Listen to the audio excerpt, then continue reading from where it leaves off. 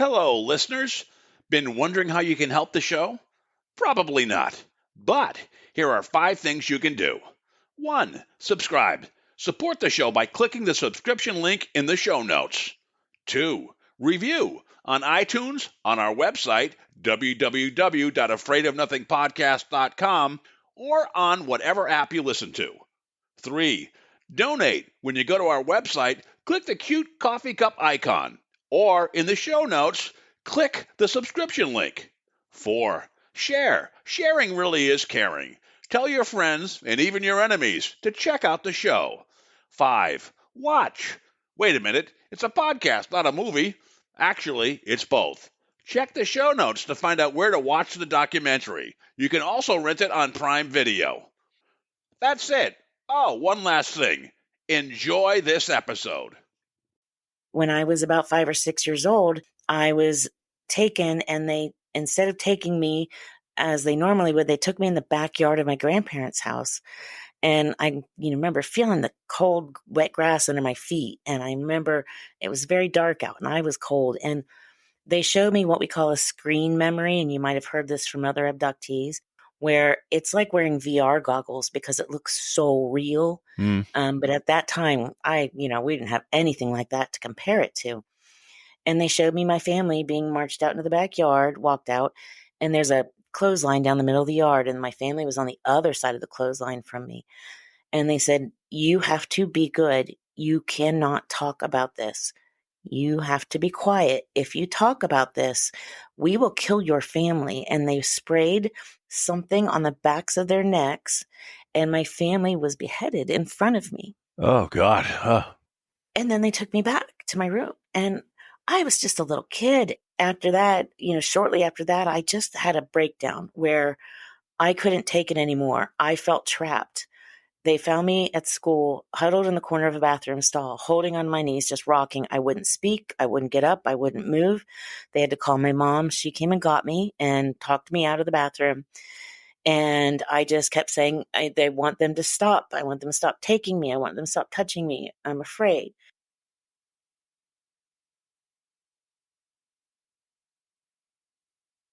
In a world where nothing is known, nothing is certain, reality is not real. Wake up! Be afraid of nothing.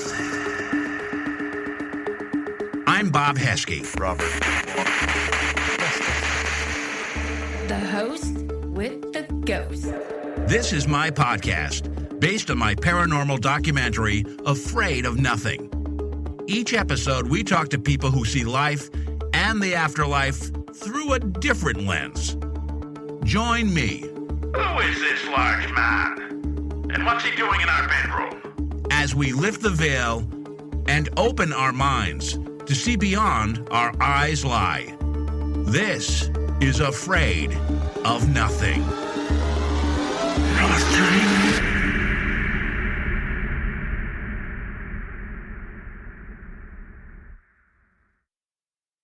Karin Wilkinson is the author of Stolen Seed, Evil Harvest. She is a regular writer-contributor to L.A. Marzulli's monthly newsletter, Politics, Prophecy, and the Supernatural. Karin is a wife, mother, and grandmother. She worked on the software industry for many years before leaving to raise her family. Karin says, "For as early as I can remember, I have been abducted by non-human alien entities, possibly hundreds of times.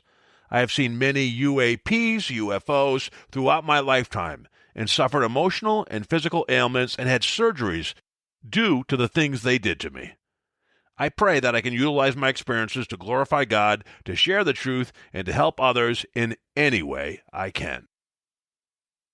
I am here with a pretty amazing guest. Her name is Karin Wilkinson, and her story is, well, it's a bit of a tough one that she's had to go through, but it's other people have had it, and this is really a side of the alien abduction story you may not hear a lot about. So welcome to the show, Karin. Oh, thank you so much, Robert. I am just so happy to be here with you. It's an honor to be on your show. Same here. I really appreciate having you. You have an interesting story, and an interesting take on the alien abduction, which you've captured in a book called Stolen Seed, Evil Harvest. Now, we're going to go into your story in a minute, but do you mind just giving us the main story beats about what compelled you to write this book, and if someone was going to buy it, what might they learn from it? Yes, absolutely. Thank you. So the book Stolen Seed, Evil Harvest, it is an account of my lifetime of experiences with non-human, what some people call alien entities, and what happened to me throughout that time and how I was able to stop it. And I wrote the book because after doing an interview with L.A. Marzulli a few years ago, he put me into his fourth movie, which was on the UFO abductions. And so I started talking to so many people. I realized they had a lot more information to share, and they were wanting to hear that information. So this book was a way for me to share that information. You know, it's funny. You even hear in the military, some people say that you mentioned non-human entities versus aliens. You do hear about whispers of some people in the U.S. government who call them demons. And so I think maybe if your thought process is that these non-human entities could be fallen angels, is that an accurate description? Yes, that's quite accurate. I believe that they are fallen angels, and that I also believe, and I've written extensively on this, I wrote in the book and for L.A. Marzulli's monthly newsletter about the shorter grays, the ones that people tend to see in their homes. Those, I believe, are inhabited by demons as opposed to demonic, which fallen angels would fall under that category. And I think my friend Vicki Joy Anderson explained that much in depth when you spoke with her. I don't know if anyone might remember that. I hope they do. That was a great episode. And we talked before we hit record that you two are good friends. And yeah, she had a lot about sleep paralysis, but her thing was about you just think when you wake up and you see the shadow figure, but that's just the last part of the movie. There's a whole bunch before that happens in your subconscious. And she had a interesting take on sleep paralysis, as you do tonight, in non-human alien entities. So I think we're going to get right into it. I mean, there have been a couple stages, I believe, in your life. There was the early days where you had these experiences and you didn't quite know what to do about them. And then you were kind of reintroduced to your faith a little bit, or at least a building block for it. And then later on, you had some therapy that helped you learn how to use your religion really as a tool to help combat the non-human entities and to make your life probably more pleasant and to put a shield up against it. So if that's accurate, I would like to start with the early days first. Yes, that's pretty accurate. And yeah, I can fill in the blanks as we go along. But the early days for me, my youngest, earliest memories were of being taken by these entities and the difficulties therein, being so little, not knowing who and what they were, not having vocabulary to tell people what was happening to me, having no idea that it didn't happen to everyone else. And then being threatened by these entities that if I did talk to someone, they were going to harm my family. So it put me as a small child in a very precarious situation, not only not having vocabulary, but being afraid then to share that information. Yeah, that's horrifying. And did you not even try to mention it to your family, or did you try and were just kind of told you're just dreaming or imagining it? No, that's a great question. I did try it. I tried to talk to them after something like that, after I would be taken, and let me know if you want me to go through a typical scenario for me of being taken, because I can certainly do that. That would be great. And you know what?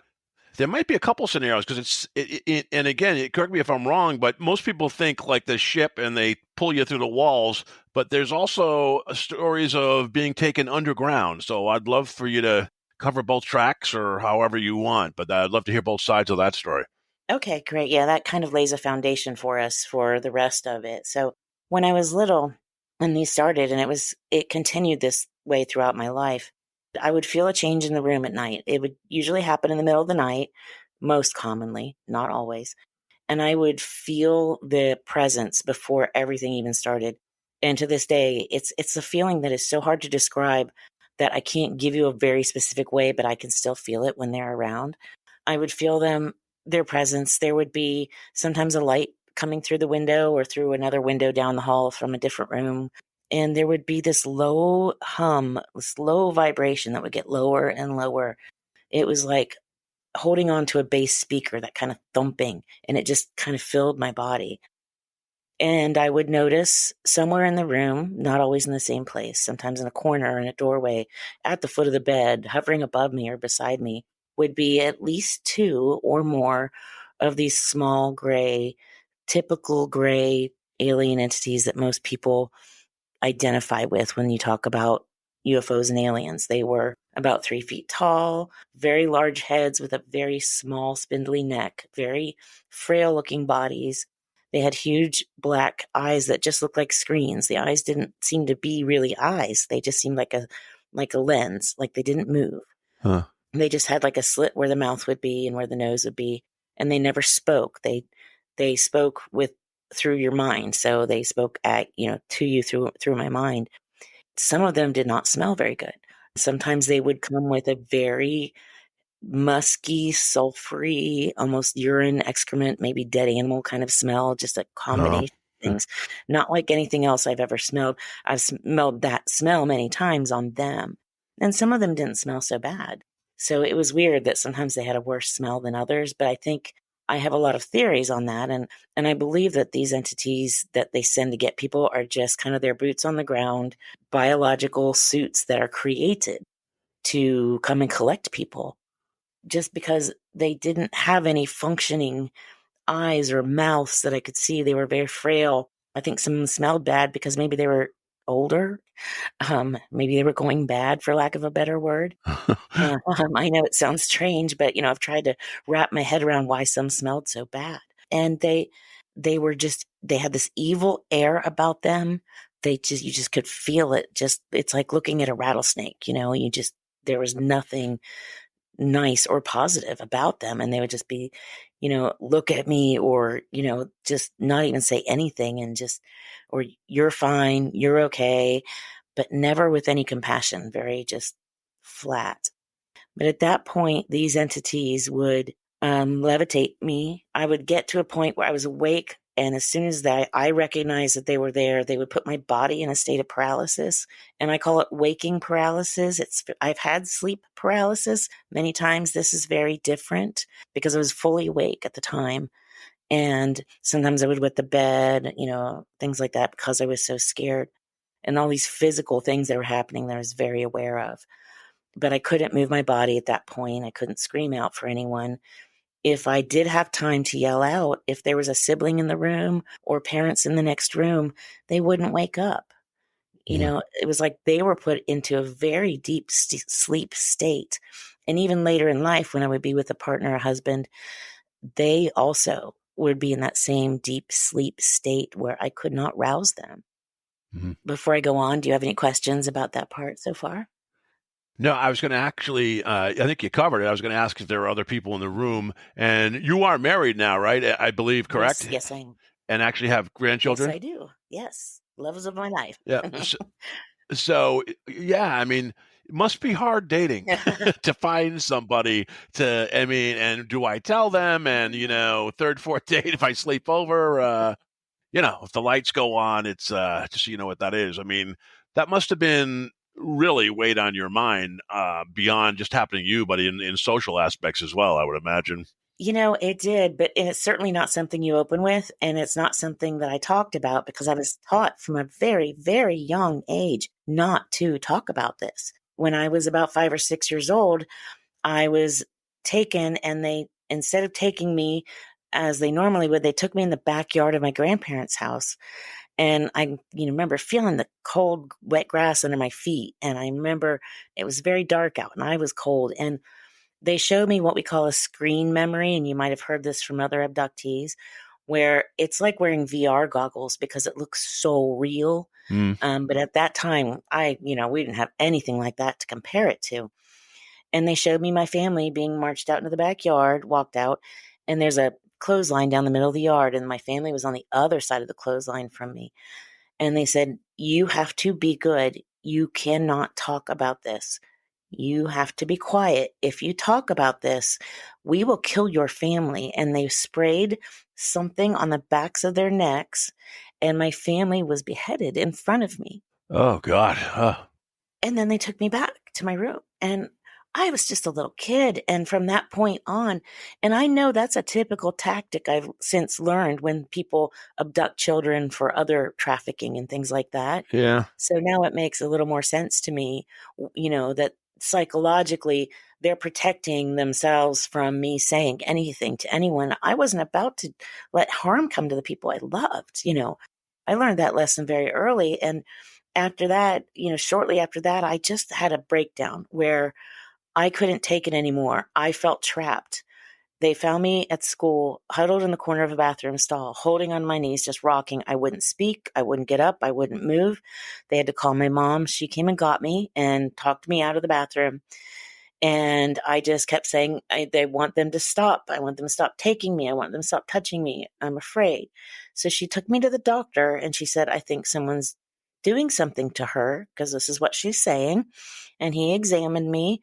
And, I had bruises and cuts and things. Every little kid does. Yep. And he said, well, clearly she's traumatized. Whatever happens, she's young. She'll forget. Now, that seems very crass, but this was in the 60s and early 70s. You have to remember it was a different time back then. Yeah, it's unfortunate. That's my time too. I'm the same. Yeah. It's not something you probably hear now, but you might, you just don't know. It depends on who you're going to. But at that point in time, he didn't have anything concrete to go on, and I couldn't say who was doing it. So, they just tried to keep a closer eye on me at school. Well, that's not where the problems were. Sounds like they're grooming you, and was there like one of the entities that was your main stage manager or handler or whatever you want to say that would kind of help you out? Yes, absolutely. You hit that nail on the head. They were grooming me and they were teaching me how to, follow their rules and be good. And, when that E.T. movie came out, not only could I not watch it, but every time I heard that be good thing, it just freaked me out because Yeah. for different reasons, because that was supposed to be cutesy. I was with some friends. We went to see that movie. I got up and left right away and made an excuse that I was sick. I freaked out. I cried in the bathroom while they sat in there and watched the movie, and just, it was terrible for me. And before cell phones, I couldn't call my parents. I didn't want to upset anyone, and I didn't want to tell anyone. But I had what I call in the book, I call him my handler. I call him that because that's the best way to describe him. There was a man, he appeared as a man who was with me for my entire life that they were taking me. He had a name that wasn't a name we spoke. It was like an imprint. Yeah. Like a mental imprint. So maybe like animals kind of do with each other. I always knew him. When I was little, I called him Toby, but it wasn't really his name. I just gave him that name. Did he have indifference or like hate like the other gray aliens? Did you get the sense that he was someone you could trust, or was he just the best option to trust? He was the only option. Okay. He was my only option. So it wasn't like I had a choice to say, well, I don't like you, send me another one. And as a little kid, I was like, well, this particular one, while he's taking me to different rooms or different places when I'm here and instructing me, he's not physically hurting me at the moment. And I definitely got a Stockholm syndrome type relationship with him because he was there to collect me when I was brought to the facilities that I was taken to. He would, take me back when we were done and, or sometimes, not always, because a lot of times I wouldn't remember the return. And I developed that kind of a relationship with him, which changed over time. And did you go to a ship or did you go underground? Because one of the interesting things I thought I heard on other podcasts is a lot of people think you go up into a spaceship in the sky, but a lot of people don't realize there's a lot of underground tunnels and things that we're not even aware of where a lot of activity takes place. Is that accurate? Right. That is very accurate. Yes. I was, the ships were used for transport to get us, and I say us because there were many other abductees around from kind of point A to point B.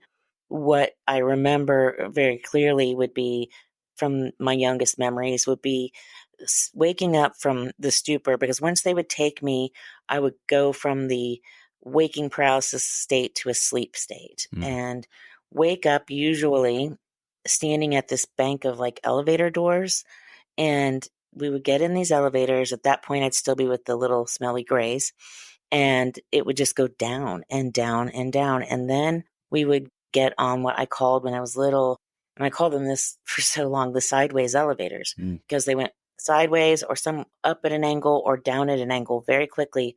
But these had benches in them. And, for me, when I was little, vehicles made noise. Every vehicle made noise, trains, cars, what have you. And these were silent. And they seemed very fast, but very silent and very smooth. And now I realize that must have been some sort of like a high-speed rail or tram or transport system. Yeah. Hey, one quick question before we talk about what's underground. Time, because it seems like, is time different from normal time? Because it seems like it could take 8-10 hours, and then sometimes I would imagine you'd only be gone a few hours. So Right. is time different when these abductions occur? Yeah, it definitely did seem different. And I don't have any accurate way to gauge how long I was there versus how much time passed at home. I didn't have a cell phone. We didn't have those then. I didn't have my own little watch or anything to wear, and nothing to gauge the time frames. But it would seem like I was gone for so long, and then I would get home and it was still nighttime, because when I would be brought back, I would wake up back in my bed. Sometimes my pajamas would be inside out. Sometimes they would be in another room altogether, or sometimes I'd be dropped off in a different room at the house. And I would be scared. So I would go and I would crawl under my parents' bed because I was so scared. And I thought maybe that would be a safe place to sleep. Anywhere that I could find someone else in someone else's room, but not wake them up, because I didn't want to risk getting in trouble from these entities by ringing any alarm bells. So I have no idea to know how much time went by, but it didn't ever seem to match up quite right. And there were times during the day where I would not have vivid memories of the abduction, but I would be somewhere and all of a sudden I'm like a minute earlier. And I know everything that's going to happen, whether I was in a classroom or in a public setting or at home and there was a TV show on or cooking or whatever. And it was more than deja vu, knowing, exactly what's going to happen for the next minute. Yeah, or premonition, precog. But yeah, so time was definitely a very interesting factor throughout this. But the funny thing about time, and I learned this during my near-death experience as well, is we just experience time in such a linear format. And that is just so unique to us in our lives in this earth. And we then kind of expect everything else to fit into our little linear time format. And it really doesn't. Nothing else seemed to fit into this. So we just think we're the apex predator and everything works the way it works in our world. And and I've learned that it really doesn't. So it almost sounds like it's almost like a second underground school you're going through with these abductions, and they're grooming you for something. Underground, was it just aliens and different types of aliens, or non-human entities, or did you ever see government people? Like, was there a collaboration with humans with these non-human entities? That's a great question. Yes, there were lots of different things. First, when we would get there, and I say we again, because there were all kinds of, first of all, there were lots of different people being taken. And I get the question a lot, why didn't you talk to each other? When you're taken and when you're in their presence, it's like scrambles your brain and gives you what L.A. Marzulli likes to call UFO brain fog. And you don't think about things the way you normally would, and you don't react to things the way you normally would. It's almost like you're on a sedative or a tranquilizer and everything's a little bit scrambled. But I would get there and you have to imagine like the biggest football field, airport, stadium, all these things put together. I'm underground and it's massive. It doesn't feel claustrophobic. It doesn't feel tiny. It's huge.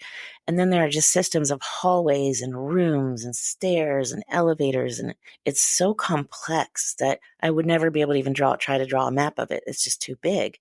And then there are some little areas that I could tell were very old, and my handler would take me into these areas once in a while, and they were like stone, like I felt like they were like old, like carved into stone type areas. And those were really unique and interesting, but that's how I knew for sure we were underground. So did you learn stuff? Did they do experiments on you? Did they try to teach you stuff? I mean, I know grooming is there was some, there was some human hybrid stuff going on down the road when you were older. But was this an education you were having, or was this something that you just complied with and wanted it to be over? Right, right. No, there was some education going on as well, but it was more like a download of information more than anything else. And to get back, because I really didn't fully answer your question before, there were lots of different kinds of entities there, and there were humans there working alongside them. Well, So I saw people in lab coats, people in weird sort of like smock and pants, almost like scrubs type outfits. But they were beige. They weren't like green or, fanciful like you see in the hospitals. There were people that looked like in military type uniforms, but not just your typical type military uniforms. They were just different. They didn't have the same kind of badges and things that you would see with our military. There were humans working alongside these different types of alien entities. And like the little grays that would come to get me, they were like cookie cutter. Those were just created, I think, so that if a ship crashes or they get captured, what are we going to get? An empty meat suit, right? No one's going to have anything there. And I've seen them empty just on the floor, like stacked over alongside of a wall. And I've heard that other people have reported that same thing as well. But there were reptilians, and my handler was a reptilian. He appeared as a man, but I noticed that he would kind of fuzz in and out sometimes, kind of like a holographic looking thing. Yeah. And later I asked him, I want to see what you look like. I'm very curious. I won't be scared. I've seen all these things all over anyway. Why would I be scared? And he showed me his true form, and he was reptilian, but he wasn't ugly. He was beautiful. And, his skin was almost like this iridescent, like opalescent, kind of almost bejeweled, not scaly gross. And his face was very large, very wide. His eyes were very large. He had a flat nose and kind of this line going up the center of his face. And it was different. He was just different, but I think I had just come so accustomed to seeing these things that they no longer scared me the way they initially did. And there were the mantis or insect type entities. I did not like to ever get close to those. They always seemed to be across the room. When I was little, I called those corner sitters because they always seemed to just be sitting in the corner of a room watching everybody. Like in charge or something, maybe. I don't know. They don't tell you what they're doing. Yeah. They don't share that information. They don't sit and say, this is our rank and this is how it works. Yeah. What I find really interesting too is people tend to think that they all just look alike, like Marvin the Martian walking off of a spaceship or something. They all look different, like people do. They're all different. Like the regular grays that these little gray suits are fashioned after, some are really tall, some are really short, some are really robust and really just massive, and some are very petite and look feminine. They have different facial expressions. Their faces all look different. Their eyes move, unlike the little grays. They may have faces that crinkle their foreheads and different expressions like people would. Was there ever like a Satan-like or a evil commander type thing that you were ever heard of down there? And the humans that were there, were they subservient or were they partners down there? Did you get the feeling? No, there was never any big red horned caped Satan type creature lurking around. No head honcho that, everybody reported up to. No, not that I saw. No.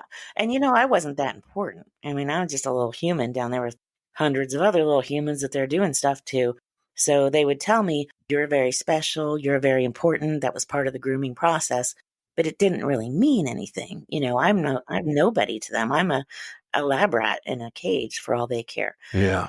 The humans were working there, and I don't know if some of them lived there or not. I kind of got the feeling that some of them did, but I know that the humans were threatened basically to be quiet. And I never was allowed to talk to them. They weren't allowed to talk to me.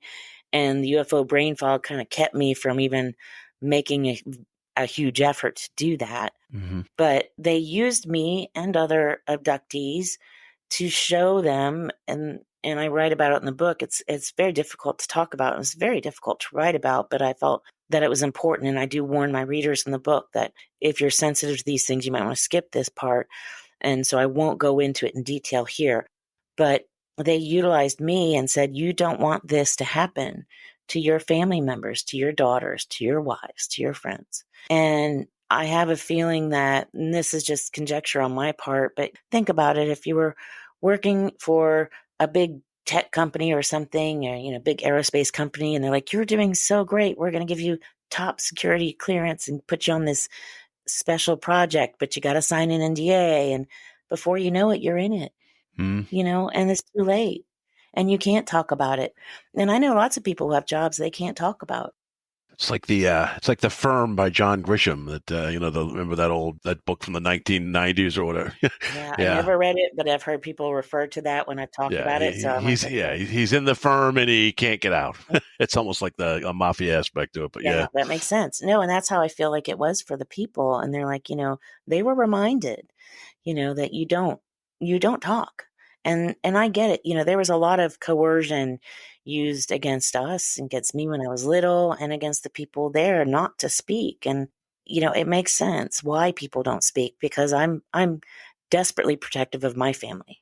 And I understand someone being that way as well. So I don't hold any ill will towards anyone who had, didn't help me. Yeah. What could they do?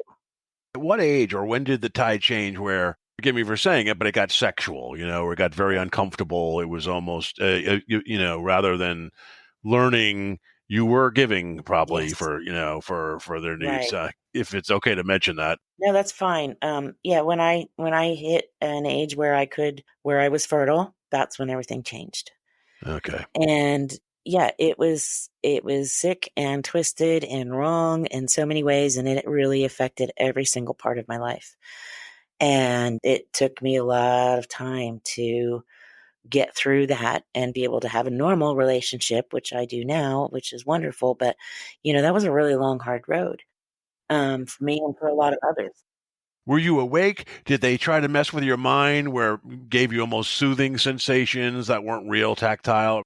Yeah, from the time I was little, they had this way they could just put their hand like over my forehead or over my eyes or touch my shoulder or my leg, and they could induce whatever feelings they wanted me to have. God. Whether it was calm or instead of crying and feeling pain, the pain would stop if they were doing things with needles, or if I was scared when I was little, they could make that fear go away temporarily, or to try to make you see something else instead of what's going on. And when I was little, after I had my little breakdown, that's when I realized there was nothing I could do. And I started disassociating from it. And I created this, little world where when they would take me, I would just let my mind take me somewhere else. Mm-hmm. And then they didn't do a lot of the blocking of my memories because I wasn't even allowing myself to be there. And I think that might be why I remember so much. Although I will say I have spoken to dozens and dozens of people and gotten so many emails from people and messages from people who do remember their abductions, but they are, terrified to ever say anything to anyone. And I'm probably the first person they've ever reached out to. Now, and I know it could go really deep, because you've had a lot of experiences with it. Go to the part 2 if it's okay. Yeah, absolutely.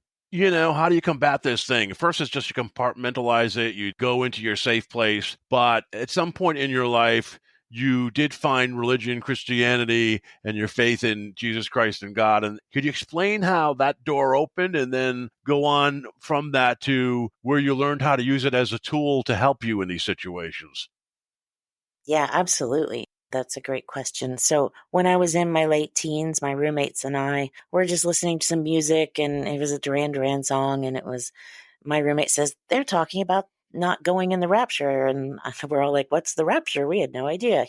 We went to church as kids, but I learned about things like Noah, and I knew about Jesus, but I didn't really know anything about Jesus. And so that night she got her Bible out, and we all learned all about Christianity and Jesus and his sacrifice for us. And we all gave our hearts and our lives to Jesus that night. And it was lovely. And, they stopped taking me for that period of time, for that kind of year or two, where I was in this learning phase and trying out different churches and trying to figure out where I was in my belief system and understanding that, God loved me and I was protected. But I did not know the correlation between these non-human entities and God.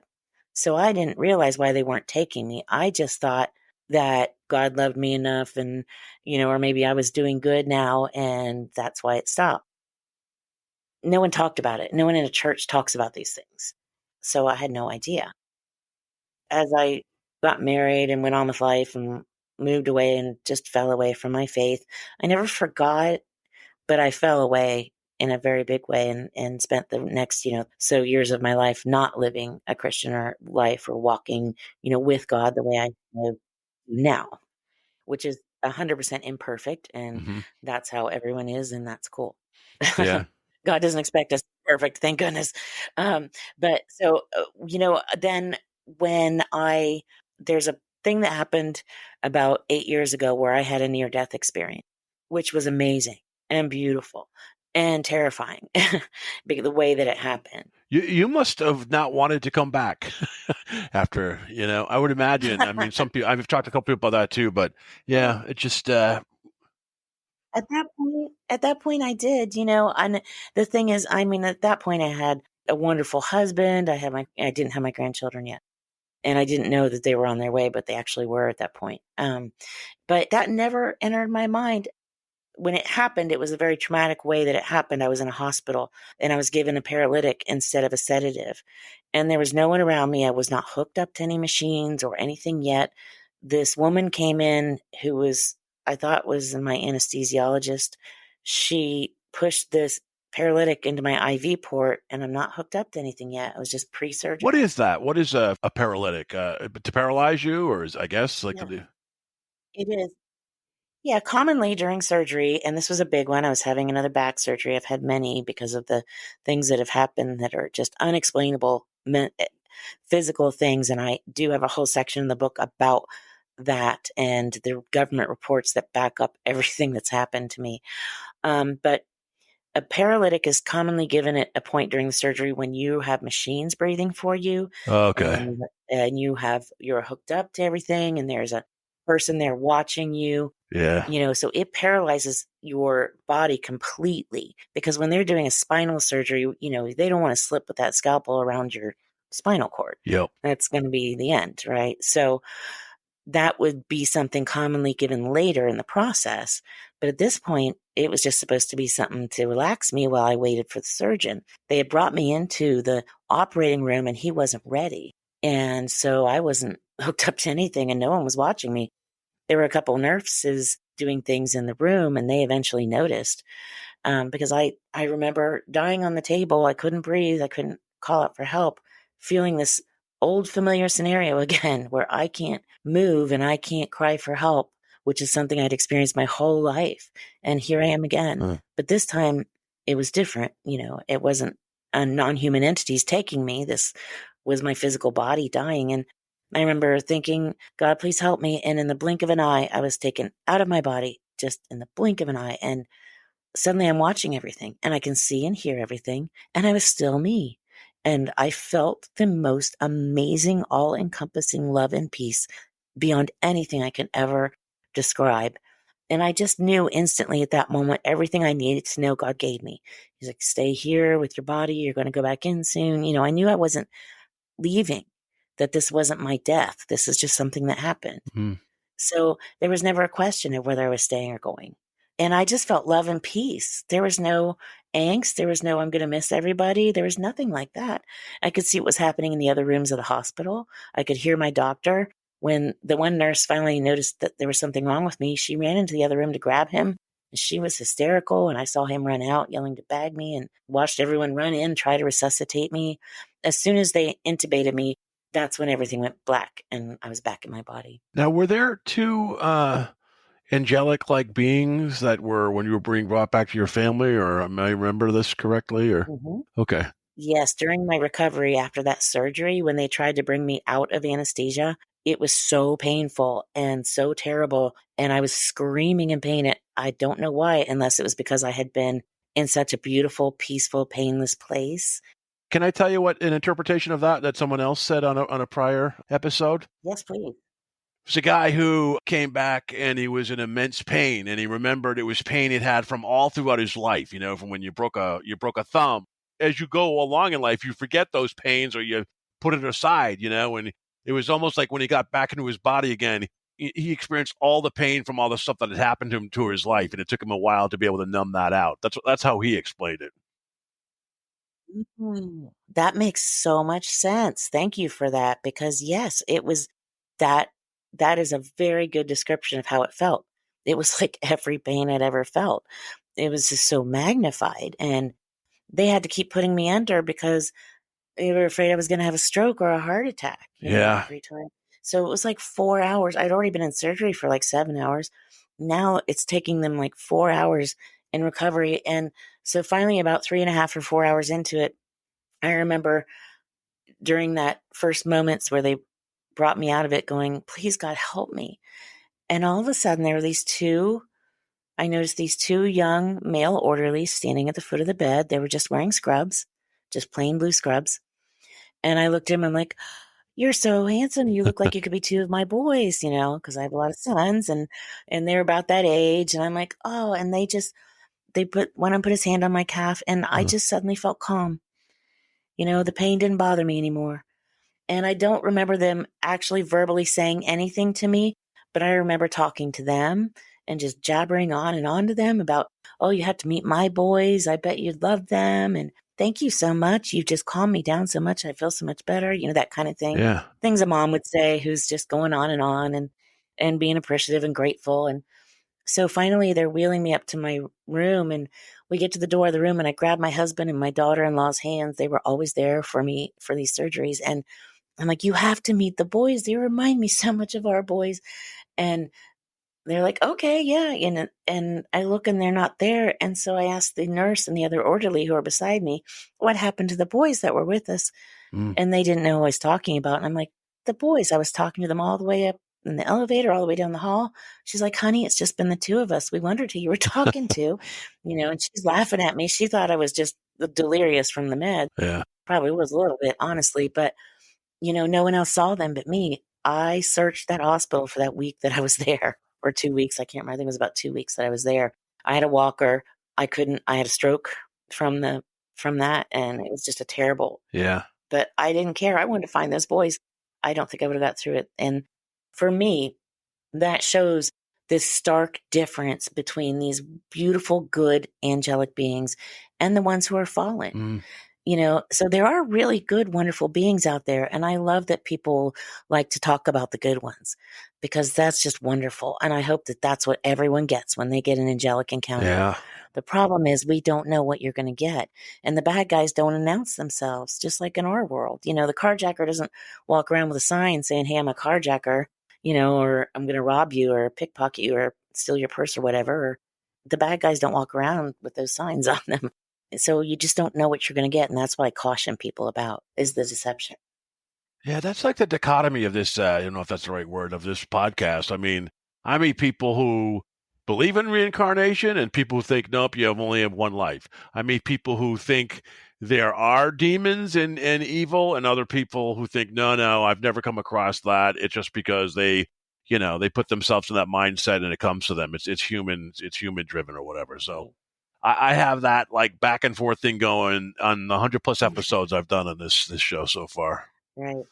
Yeah, and you have such a great variety of people on, and I love that you embrace everyone's thoughts. And I like to approach the world that way as well, because I don't know that I'm right about everything. All I can tell you is what I've experienced and what's happened to me. And I don't disparage anyone who has different thoughts or feelings on it, because those are theirs, and that's important. I mean, for me, I've spoken to and emailed with and met just hundreds of people who've had the very similar circumstances to mine. Yeah. But I also understand there's many people who have different circumstances, and that's okay too.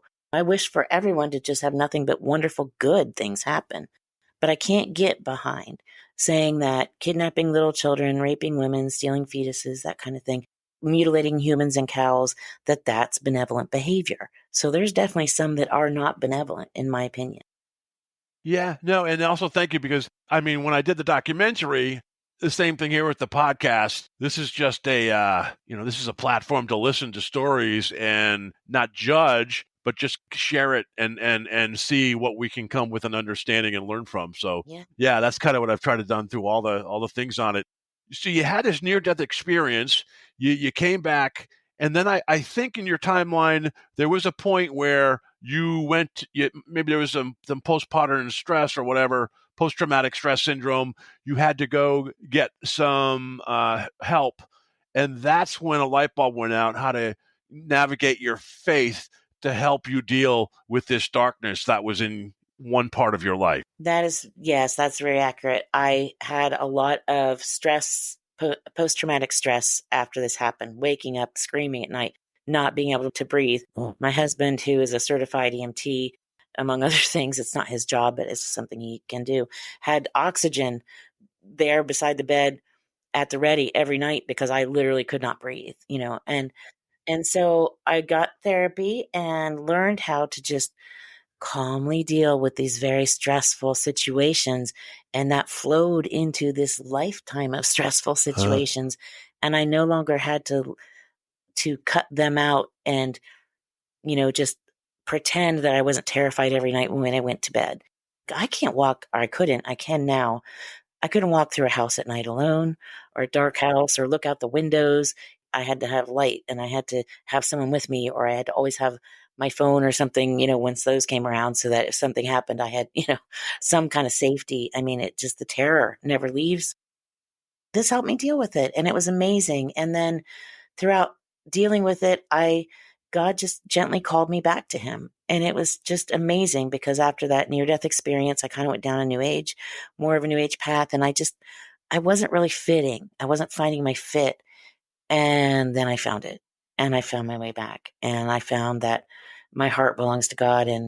And that was the most wonderful experience, and that I don't have to be perfect. That was just great for me, because then I started to put all these pieces together. And you literally, I don't know if the non-human entities came back after that, but you literally invoked the name of Jesus Christ as a deterrent, and it worked. I'd never heard anyone say that before. And apparently, I think you've talked to people who have, but that to me, that was very interesting, which really kind of shows that it isn't just an alien entity, because everybody has their own religion, but it could be something else. Absolutely. Yeah. So as I found my walk back into my faith again and understanding my creator, I realized, wait a minute, he's also their creator, right? So I was taken, and I'm like, you have the same creator I do, which means you have to answer to him. So he can protect me from you. So in Jesus' name, you have to let me go. And they just looked at me like, oh, shoot, she's figured it out. And yes, they kept trying to come back. Wow. Absolutely. They did not want to let me go. I learned a lot about the covenants, salt covenants, the threshold covenants, those kinds of things, especially from people like Vicki Joy Anderson later on. And that, agreements are made, and it's a very legalistic place. It's the world, the universe, everything in God's creation. There is order. It's very well ordered. But I've also talked to people, they're not born again Christians. They don't go to church. They're not particularly religious, but they are able to call on Jesus' name, and these entities leave them alone. You don't have to be going to a specific church or believing in a specific religion or doing specific things. No, you just have to know who your creator is, and you have to understand that connection. You can feel it in your heart, or you can say it out loud.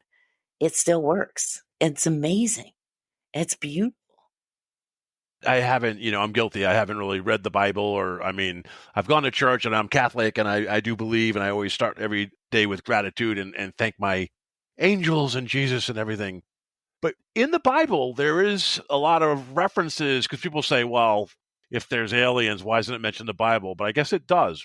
I know you could probably spend an hour or two just talking about the Bible and some things that you learned, but what are 2 or 3 things that might surprise people that are in the Bible, that what you've learned that correlate to what's kind of happened to you and who these non-human entities are?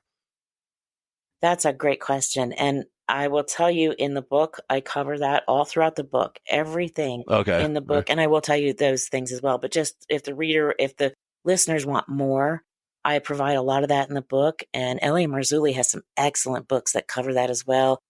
There's so many, I could reference so many different amazing authors who have been so helpful to me in this. But for one, if you look at Genesis 6, where it talks about the sons of God, These are the angels, the angelic beings, the B'nai Ha-Elohim, how they saw that the daughters of men were beautiful and took of them wives of all that they wanted. And they had children with them. And these were the Nephilim, the mighty men of old. And they were on the earth in those days of Noah's time and after that. And that is where these giants, the Nephilim, some were giants, some were tiny. They were all different. They weren't all just giants. There's as many types of Nephilim as there are types of angels and people. So everyone kind of gets stuck on the giants, but that's not all there is. Things like that where in the Bible, it talks about pillars of fire, chariots of fire. These are vehicles of conveyance for entities to travel in our world. Because again, it kind of goes back to that we think that everything should fit into our world. And our world is just a little part of a vast universe created by God. So this is a unique situation where we live, but it's not everything. So there are so many wonderful descriptions of supernatural things in the Bible. L.A. Marzulli calls it the guidebook to the supernatural. And I give him props for that because it really is. I always found the Bible so boring. And now I find it fascinating because now I read it and I'm seeing so much more. So I understand it can be boring for some people, but I do encourage you to give it a second look or look at it through someone else's eyes and kind of see there's some really amazing stuff in there. Yeah, I think for me, it was just such a hard read. And my father read the Bible, but it's hard when you kind of walk into a cold, So yeah, it was difficult. Don't read Leviticus then. No, yeah. Yeah. It's hard. Right, but some of it is fascinating. Yes. I know there's different chapters I'll certainly have to flip to. In the notes I got on you, it mentioned two dates, Roswell in 1947 and the Grenada Treaty of 1954. Why are those dates significant to you, and how does this align with the non-human entities that you've been exposed to? Yeah. Oh, and I'm so sorry. That's a typo. It should be Griata. Okay. It always corrects itself, and I miss it all the time. And I'm so sorry about that. But yes, so those two dates are really significant to me. One, because most people have heard of Roswell, and that is the supposed crash and retrieval of a ship and its entities that were in it. And, the first thing that happened is a newspaper headline splashed across that, saucer crashes and victims were found. And then the next day, oh, no, it was a weather balloon. And it shows this pattern of lying and covering up by our government officials that they don't want us to know the truth. And then you fast forward to 2017, where they're saying, oh, well, we do have those programs. We do have these projects. We have retrieved craft. We have retrieved non-human biologics. And, this just keeps going on, and they're just trickling out this stuff to try to normalize it slowly. In the book, I have a report, and I provide the readers with a large portion of it that was released by the government in 2022 it has a long name. It's called Anomalous Acute and Subacute Field Effects on Human Biological Tissues. And it's talking about the traumas that people who have been exposed to these entities and their ships have experienced. And they have it cataloged, and they have all of the things that I've experienced in there. And they're admitting. And it was on Tucker Carlson and Fox News, and Brett Baer were saying, it sounds like something out of the X-Files or Twilight Zone, but it's real. The government's saying this now. But, it was crickets. No one paid any attention to it. And so that's why I bring these things up. And the Grenada Treaty was supposedly the first real time that agreements were made by our government and offshoot governments, when the Majestic 12 and those types of groups came into being. Is that Eisenhower? Eisenhower, Okay. When he went for his supposed dental emergency and was gone for 2 days. There's a huge amount of information out there that you can find. I included some of it in my book, but I didn't want my book to just repeat everything that has been covered so well by so many others. But it just shows this pattern of deceit and cover up and lying. And it also shows where the government supposedly initially said, or the Majestic 12 and these off-government groups, that these entities had permission to take humans and animals for experimentation in exchange for technology. This is, again, something you can find in our Bibles they're the exact same types of agreements made with fallen angelic beings. Hmm. And especially, too, you go to ancient texts and extra canonical books like Enoch and Jasher. There's just so many amazing texts out there that to be explored that we aren't told about and you don't know are out there, but they're really amazing. There's a gentleman that was on my guest. I forget his name and the name, but he wrote about that whole type of aspect with Eisenhower. He wrote a book on it. And he wrote a book because he wanted to read a book about it and he couldn't find information. So he spent a lot of time researching and he uncovered it, So, yeah. People have done a really good job. And yeah, his book and L.A. Marzulli's written a lot about that. There's so much good information out there, but you have to look for it. And, it's just not put out with mainstream information. So it's considered too sci-fi or too strange or too out there. And it's really coming into our backyards more and more. I don't think it's going to be long before we see a lot more of these entities showing up. I think one way they can learn about it is obviously buying and reading your book. Before we talk about where they can get that, what's the end game? Are the non-human alien entities, what are they trying to do? Are they trying to hybrid? They want to be able to populate with us to have reinforcements, in the fight against God? Or do they want to corrupt our bloodline? Or what's going on with this? Yeah, that's a great question. And I think it's a little bit of all of the above. The late Dr. Chuck Missler used to say, Satan's outnumbered 2-1. He's building an army. And I really think he is. I think that's the hybridization program. If you look at books like Dr. David Jacobs, who is a doctor of psychology, who wrote many books about people who had been taken and about the hybrid entities, one in particular called Walking Among Us. There's just so much about these hybrid entities. And I call them modern day Nephilim. It goes back to Genesis 6 when the fallen angels mated with humans, and it's still happening today. I also think that it's an opportunity for them to lead people away from the truth. A fallen entity is going to habitually be lying and deceptive and sharing false information. They tried to tell me, well, we're just here to help. We want to save your planet and we want to help you. And I'm like, then why are you doing these things to me? Yeah. And why am I still seeing you bringing little children in here? And why are you killing innocent, human and animal mutilations? People hear about cattle mutilations.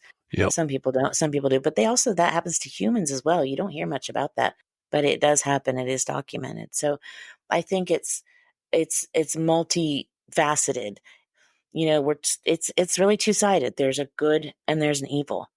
And it's, I believe, an effort to get as many people onto the side of evil as possible, with or without them realizing they're doing it. The people themselves, not the evil ones. Yeah, that's certainly going on. You don't even need hybrids to do that. I mean, a lot of people have really bad morals. Wanted to close with where people can get the book, or if you wanted to promote L.A. Marzulli's website or anything else. If someone listened to this podcast and said, oh my God, someone finally gets it, is there a website they could go to, or how might they share their story? Yes, I absolutely encourage anyone to reach out to me, please. I hear that a lot every day. At least one new person emails me saying, I finally feel like I'm not alone. Wow. And I am so grateful for that, because I remember the moment when I first met the people that L.A. Marzulli introduced me to, who were in the movie with me, and I was no longer alone. And that was just one of the most amazing moments of my life, because I had comfort. There is comfort in not being alone. So please reach out to me. The easiest way to reach out to me is through email. There's a contact form on my website. My website is my name, KarinWilkinsonAuthor.com, and I'll give you all this for show notes. You can also email me directly at stolenseed@yahoo.com. Just the first part of the book, stolenseed@yahoo.com. The book is available exclusively currently at lamarzulli.net. That's LAMARZULLI.net. So lamarzulli.net will take you to his store. You can link to that through my website. You can find me on social media under my name, Karin, Karin, Wilkinson with eyes, WILKINSON. Please reach out to me. You can message me on social media. It does take me longer to get back to you that way because I get so much spam in there, but I do try to sort through it at least once a week to find the real messages. But I do encourage you to reach out to me via email, through my website. That's the easiest way. I will get back to you. It may not be right away because there are some weeks where I just get dozens a day. So it's very important to me, and I do read every email that I get, and I will get back to you if you ask me to. And in closing, do you think the takeaway is we need awareness and communication is a needed step to battle this type of thing? What do you think is the most important things people should be aware of and do? Yeah, I think the most important thing is to share the truth about what's really going on. There's a lot of false information out there from well-meaning folks, especially even in the Christian realm, who are not sharing the. I think we need to make sure we're getting the right facts. I'm not saying I'm always right. I'm saying, read different things, listen to different people, check out different avenues and different information, find what works for you. But what we need to do is get to the bottom line and get to the truth. For me, the truth is these are fallen angelic beings. They're not, little green men coming from Mars. This is something completely different. They're powerful, they're strong, and they're dangerous. And you got to be careful because you don't know if you're going to get a good one or a bad one. I pray you get a good one because the good ones are wonderful. I can vouch for that personally, but it's the truth. The truth is the most important thing that needs to be out there. Well, I thank you for your time tonight, Karin, and I appreciate it. It's fascinating talking to you. And I'm assuming things are better for you now, correct? You're happy and your family's safe and everything's going well for you right now? Yes, I know how to protect myself and my family from the things in the unseen realm and from the things in the seen realm. And I am just so grateful for the love and support that I've received doing this. I mean, you get a lot of pushback and a lot of unfriendly comments when you step out and talk about things like this. And so I appreciate anyone who has the bravery to do this, to talk about these things, and especially you for sharing these things because it's something that needs to happen more. Well, it's my pleasure. And it's my pleasure to have you on tonight. Thank you so much for spending some time with us. So thank you so much for having me here. I had a wonderful time and I hope I'll get to meet with you again. That'd be great.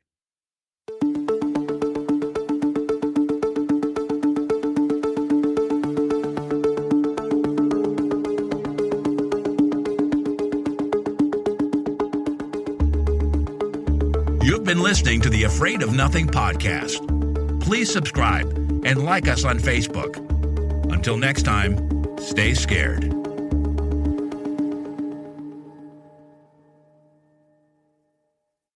Hey, you're still here? Great. Then why not listen to another episode? Visit afraidofnothingpodcast.com to peruse all the shows. That's afraidofnothingpodcast.com. And while you're there, click the coffee cup icon to buy me a coffee and leave a review. I'll give you a shout out in an upcoming episode. And the world will know how swell you are.